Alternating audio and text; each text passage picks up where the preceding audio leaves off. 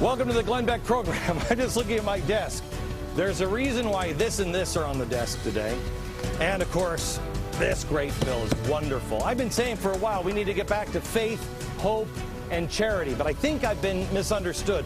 Because tonight we have to talk about cap and trade, Goldman Sachs, and immigration. Al Gore, faith. Faith will save the planet. Cass Sunstein, hope will regulate. And charity, Mr. Jim Wallace, he says don't follow the law. Excuse me? Forget social justice. What do you say we try equal justice for a change? Does anybody in this country remember what that is?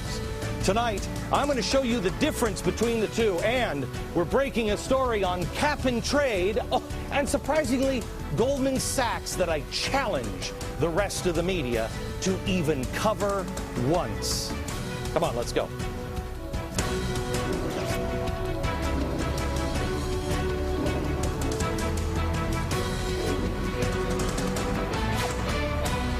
Oh, boy. We got a lot on our plate today, gang. I want to talk to you a little bit about faith, hope, and charity. You know, we used to seek God's blessings in the country. We used to pursue maximum freedom to solve problems. We would let the little guy do it. We would rely on others in times of needs. Well, now it seems we're being pushed towards what progressives have always found hope in: dependency and regulation. The administration will make everyone dependent, and we can regulate social justice. Average Americans used to call that red tape, and we used to find that abhorrent. Our founding fathers used to call it slavery. So it kind of shocks me when there's no outcry in America to news stories like this one over the weekend. The U.S. is preparing to pivot from domestic regulatory reform to push for a new, tough international capital regime. What does that mean? Oh, new international capital regime. That's a global government. You know, a new world order for your money. We're talking about the foundation of international financial regulations and global governing. What happens if I don't like that global government? How do I vote them out? Where do all those taxes go? Who's getting that tax money? It's a trial balloon, gang, and I can't believe how quiet it is. I mean, when I was growing up, you were not that different. Didn't we used to hate the idea of global? Didn't I remember reading someplace about global government? Really bad, like spooky bad. I'm not all for that global government thing. Here in America this weekend, the response has been total silence. Am I alone? When I got up this morning, I even heard the Republicans were all for this one. Wow. How does that happen? Oh, I remember. It's those evil, greedy Sith Lord Wall Street executives. You know, like the ones at Goldman Sachs. I want you to know before we start, I got nothing good to say about Goldman Sachs, but I'm not willing to throw Goldman Sachs under the bus when there's an awful lot of people involved in this. Why is Goldman Sachs, that's the question that's been bothering me for the last couple of weeks. Why is Goldman Sachs now the bad guy? Why? You know, they're appearing before the almighty Senate tomorrow to get grilled by the Senate Permanent Subcommittee on Investigations. It should be a good show. I mean, a good hearing. You know, they're going to call them up about their so-called attempts to manipulate and profit off the crash of the housing market. Did they do that? Probably. I don't know. Is that what caused the collapse? No. Again, why Goldman Sachs? Why Goldman Sachs? Now, they're going to get chewed out tomorrow. They'll be made an example of. Yes, they'll go in front of the Inquisitor himself, Christopher Dodd, who joined in the chorus of Goldman haters on Meet the Press yesterday. Let's watch.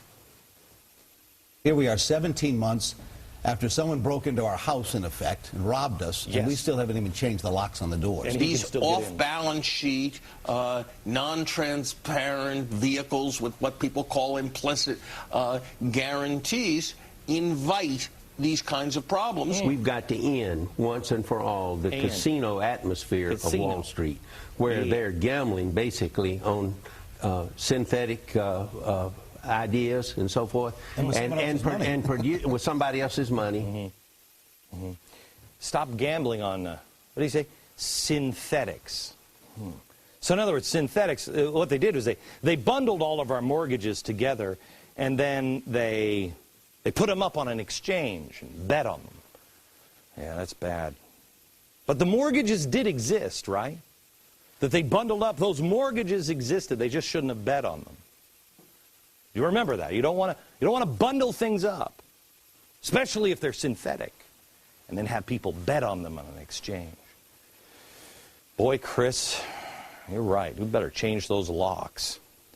But the first thing we should do is we should make sure that the people we're calling, like you, that are going to change the locks, aren't the ones who are somehow also involved in the robbery in the first place.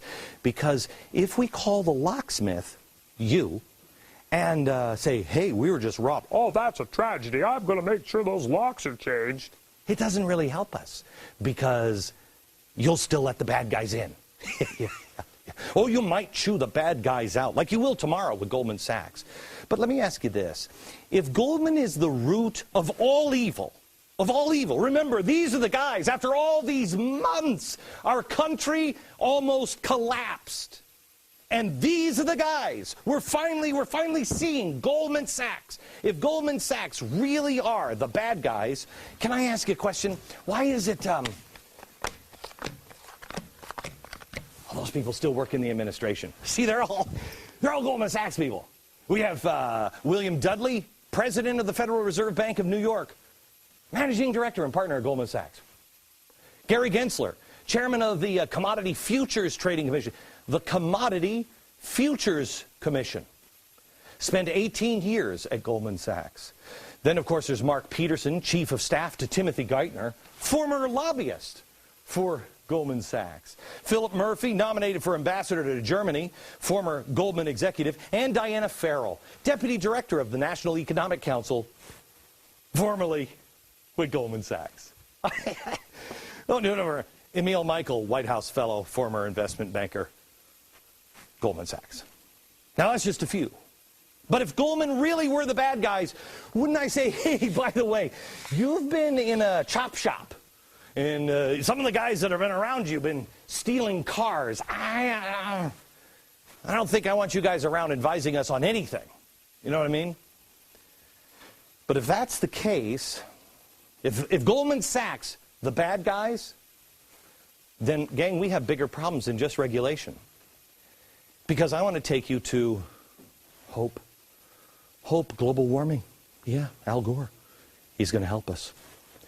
I want you to know this story originated from a watchdog. And by the way, if you're new to this program, you don't know what a watchdog is, it's you. We got millions of watchdogs. They're all watching. I can't watch everything. I've got a staff that tries to investigate as much as you can, but we're not investigative reporters. It's not what we do. And it doesn't seem to me like there's a lot of people in the media that even want to go down these roads. So I've asked you a while back, would you send me a tweet? Go on Twitter. Get on Twitter and email tips. Tweet a story and an email. Well, we try to look at every single one of them as fast as we can. We try to get as many of them as we can. But this one came from a watchdog about Chicago, and it caught my eye late last week. Chicago and the climate exchange. In case you don't know what the climate exchange is, CCX, Chicago Climate Exchange, you didn't even know it existed. It does. And it started trading in 2003. It is billed as North America's only cap-and-trade system for all 6 greenhouse gases with global affiliates and projects worldwide. The members voluntarily, but legally, they're bound. They voluntarily get bound to this agreement to meet all annual greenhouse gas emission reduction targets. That's fantastic. Seeing that it is voluntary, I got no problem with it. But it's about to not be voluntary. That's where the problem sets in. So now, I guess before I tell you what this thing is about to become,